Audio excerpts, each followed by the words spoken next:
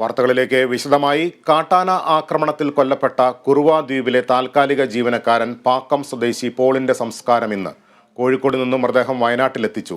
വന്യജീവി ആക്രമണത്തിൽ പ്രതിഷേധിച്ച് വയനാട്ടിൽ പ്രഖ്യാപിച്ച ഹർത്താൽ പുരോഗമിക്കുകയാണ്. അതേസമയം ബേലൂർ മക്ന ദൗത്യവും തുടരുന്നു. വിവരങ്ങളുമായി വയനാട്ടിൽ നിന്ന് CV ഷിബു ചേരുന്നു. ഷിബു, വളരെ ദുഃഖകരമായ വാർത്തകൾ എല്ലാ ദിവസവും വയനാട്ടിൽ നിന്ന് വരുന്നു. പോളിന്റെ മൃതദേഹം ഇപ്പോൾ അവിടെ എത്തിച്ചിരിക്കുകയാണ്. എന്താണ് അവിടുത്തെ ഇപ്പോഴത്തെ ഒരു സ്ഥിതി? ഇപ്പോഴത്തെ മൃതദേഹം അല്പസമയം മുമ്പാണ് വയനാട്ടിൽ എത്തിയത്. അതായത് ചുരം കടന്നെത്തിയപ്പോൾ കൽപ്പറ്റ സിവിൽ സ്റ്റേഷന് മുമ്പിൽ വലിയ തോതിൽ ജനങ്ങൾ പ്രതിഷേധിക്കും എന്നൊരു റിപ്പോർട്ടുണ്ടായിരുന്നു. ഇതിന്റെ അടിസ്ഥാനത്തിൽ സിവിൽ സ്റ്റേഷന് വലിയ പോലീസ് കാവൽ ഏർപ്പെടുത്തി. തുടർന്ന് പക്ഷേ മൃതദേഹം നേരെ പുൽപ്പള്ളിയിലേക്ക് കൊണ്ടുപോവുകയാണ് ചെയ്തത്. IC Balakrishnan MLA-യും T Siddique MLA-യും മൃതദേഹത്തെ അനുഗമിക്കുന്നുണ്ട്. അല്പം മുമ്പ് മൃതദേഹം മീനങ്ങാടി മലബാർ ഭദ്രാസനത്തിന്റെ ആസ്ഥാനത്ത് അല്പസമയം പ്രാർത്ഥനകൾക്കായി നിർത്തിയ ശേഷമാണ് ഇപ്പോൾ പുൽപ്പള്ളിയിലേക്ക് കൊണ്ടുപോയത്. യഥാർത്ഥത്തിൽ ഇദ്ദേഹത്തിന്റെ സ്വദേശം പാക്കം എന്ന് പറയുന്ന സ്ഥലമാണ്. അത് പുൽപ്പള്ളിക്കടുത്ത മാനന്തവാടിക്കും പുൽപ്പള്ളിക്കും ഇടയിലുള്ള ഒരു പ്രദേശമാണ്.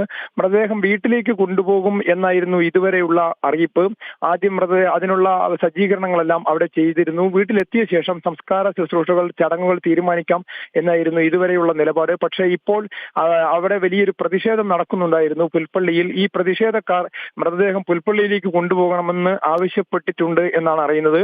അതിനാൽ മൃതദേഹം പുൽപ്പള്ളിയിൽ എത്തി ഇവർ ഉന്നയിക്കുന്ന ആവശ്യങ്ങളെല്ലാം സർക്കാർ അംഗീകരിച്ചാൽ മാത്രം മൃതദേഹം സംസ്കാര നടപടികളിലേക്ക് കടക്കാം, മറ്റു നടപടികളിലേക്ക് കടക്കാം എന്നാണ് പ്രതിഷേധക്കാർ പറയുന്നത് എന്നാണ് പറയുന്നത്.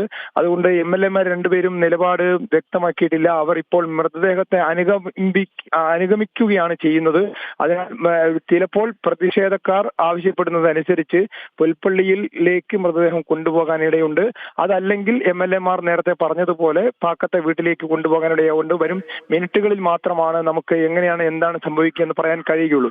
ഏതായാലും വലിയ തോതിലുള്ള ഒരു പ്രതിഷേധമാണ് വയനാട്ടിൽ നടന്നുകൊണ്ടിരിക്കുന്നത്. ഇന്ന് LDF ഹർത്താലിന് ആഹ്വാനം ചെയ്തിട്ടുണ്ടായിരുന്നു, UDF ഹർത്താലിന് ആഹ്വാനം ചെയ്തിട്ടുണ്ട്, BJP-യും ആഹ്വാനം ചെയ്തു. ഇതനുസരിച്ച് ഇവർ ഇന്നലെ പ്രതിഷേധ പ്രകടനങ്ങളെല്ലാം നടത്തി ആഹ്വാനം ചെയ്തു. ഇന്ന് പല ഭാഗത്തും ഭൂരിഭാഗം സ്ഥലങ്ങളിലും കടകൾ അടഞ്ഞുകിടക്കുന്നതാണ്. പൊതുവാഹനങ്ങൾ ഒന്നും ഓടുന്നില്ല. സ്വകാര്യ വാഹനങ്ങൾ അങ്ങിങ്ങായി മാത്രം അല്പം ഓടുന്നുണ്ട്. ഹർത്താലിനോട് പൊതുവെ എല്ലാവരും സഹകരിക്കുന്നു. ജനങ്ങളുടെ ഒരു നിലനിൽപ്പിന്റെ പ്രശ്നമായതിനാൽ, ജനങ്ങളുടെ ജീവനും സ്വത്തിനും ബാധിക്കുന്ന വിഷയമായതിനാൽ പൊതുവെ ഹർത്താലിനെ അനുകൂലിക്കുകയാണ് വയനാട്ടിൽ എല്ലാവരും.